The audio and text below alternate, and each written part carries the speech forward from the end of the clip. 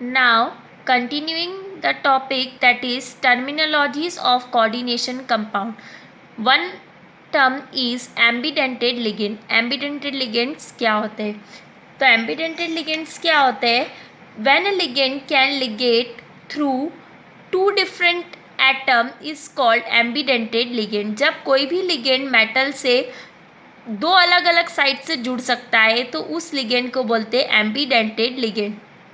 For example C N ambidentate ligand क्यों है? Because C N जो है वो एक बार सी से भी जुड़ सकता है और एन से भी जुड़ सकता है. यदि सी से मेटल से अटैच होगा तो उस कॉम्प्लेक्स को बोलेंगे साइनाइड. मतलब उस केस में सी एन के लिए नाम क्या दे देंगे अपन? साइनाइड. और एन से यदि अटैच होगा तो क्या नाम दे देंगे? Isocyanide. As it is S C N जो है यदि एस से अटैच है मेटल से तो नाम दे देंगे थायोसाइनेटो. और एन से यदि अटैच्ड है मेटल से तो क्या नाम दे देंगे? आइसोथायोसाइनेटो. अब इसमें IUPAC जो नेम होगा उसकी टेबल मैं आपको शेयर कर दूंगी, तो उस अकॉर्डिंग आप देखना कि IUPAC नेम में अपन क्या यूज़ करेंगे. साइनाइड की जगह अपन यूज़ करेंगे साइनाइडो.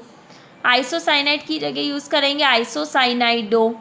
सो these are the example of ambidentate ligand. Again I recall what is ambidentate ligand. वो ligands जिसमें एटम जो है वो दो अलग अलग साइड से जुड़ सकते हैं. फॉर एग्जाम्पल सी एन तो एक बार सी से भी अटैच हो सकता है, एन से भी अटैच हो सकता है. यदि सी से अटैच हुआ तो साइनाइडो बोलेंगे और एन से हुआ तो आइसोसाइनाइडो बोलेंगे. तो इस टाइप के जो लिगेंड्स होते हैं उनको बोलते हैं ambidentate ligands. Now next term is coordination polyhedron. Coordination polyhedrons क्या होता है? तो जो लिगेंड का अरेंजमेंट होता है मेटल के चारों ओर या सेंट्रल एटम के चारों ओर उसको बोलते हैं coordination polyhedron. That is arrangement of ligands around central atom और ion is called coordination polyhedron. Coordination polyhedron में जो जनरली अपन एग्जाम्पल ऑब्जर्व करेंगे वो होंगे टेट्राहेड्रल. टेट्राहेड्रल मीन्स मेटल और यहाँ पे चारों ओर क्या हो जाएंगे? लिगेंड. कौन सा हाइब्रिडाइजेशन होता है इसमें? sp3. स्क्वायर प्लेनर तो ये मेटल हो जाएगा, इसके चारों ओर क्या हो जाएंगे? लिगेंड. फिर यदि मैं ऑक्टाहेड्रल की बात करूंगी तो मेटल और उसके चारों ओर क्या हो जाएंगे? लिगेंड. और दो लिगेंड जो होंगे वो क्या होंगे? एक्सल पोजीशन पे. तो टोटल कितने लिगेंड हो जाएंगे ऑक्टाहेड्रल के केस में?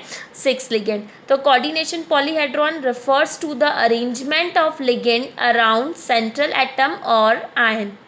This arrangement may be either tetrahedral, square planar, octahedral, square pyramidal, trigonal pyramidal, pentagonal bipyramidal. यदि स्क्वायर पिरामिडल है तो स्क्वायर पिरामिडल में क्या होगा? ये तो होगा ही सही, इसके साथ एक लिगेंड आ जाएगा ऊपर, ओनली वन एक्सल पोजीशन पे, तो वो क्या हो जाएगा? Square pyramidal. यदि दोनों एक्सल पोजीशन पे एक ही है और एक है तो उसको बोलेंगे ऑक्टाहेड्रल. फिर ट्राइगोनल बायपिरामिडल में क्या होगा? ट्राइगोनल बायपिरामिडल में एक तो बन जाएगा आपका क्या? Triangle, like that.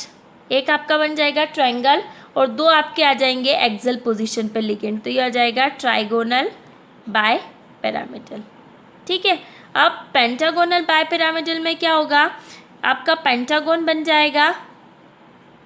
Pentagon means 5 side का फिगर हो गया. इसमें मेटल कितने लिगेंड्स हो गए? 5 ligands and 2 ligands remain on axial position. So total कितने लिगेंड्स हो गए आपके? 7 ligands. These are the arrangement of ligands around central atom. Okay. Now last term is chelating ligands and chelate. Chelating ligands और chelates क्या होता है? When polydentate ligands like bidentate, tridentate attach to the central atom or ion through 2 or more donor atom forming one और मोर rings. अब क्या होता है? Polydentate ligand, जैसे मैंने आपको बताया था पॉलीडेंटेड लिगेंड में बाइडेंटेड होता है जो दो साइड से अटैच हो सकता है. यहाँ पे देखो, यहाँ पे इस NH2 से भी अटैच हो सकता है मेटल और इस NH2 से भी अटैच हो सकता है. तो पॉलीडेंटेड लिगेंड जैसे कि बाइडेंटेड, ट्राइडेंटेड, टेट्राडेंटेड, पेंटाडेंटेड, हेक्साडेंटेड जब सेंट्रल एटम से अटैच्ड होगा तो क्या करेगा? वो या तो रिंग का फॉर्मेशन करेगा. जब रिंग बनेगी या तो एक रिंग हो सकती है या 2 रिंग हो सकती है, तो उस लिगेंड्स को बोलेंगे अपन किलेटिंग लिगेंड्स. और ऐसे कंपाउंड और कॉम्प्लेक्स जो रिंग स्ट्रक्चर ऑब्टेन करेंगे उसको बोलेंगे chelates. And the process of formation of chelates is called chelation.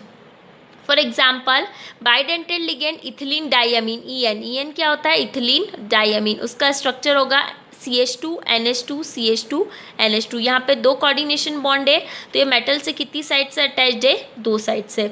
अब ये कॉपर और प्लेटिनियम 2 आयन के साथ कॉम्प्लेक्स बना सकता है। जब ये कॉपर के साथ बनाएगा तो ये NH2 और ये NH2, इधर CH2 है CH2 है, तो ये एक EN हो गया, this one is another EN। तो कितने EN हो गए यहाँ पे, टोटल 2 EN।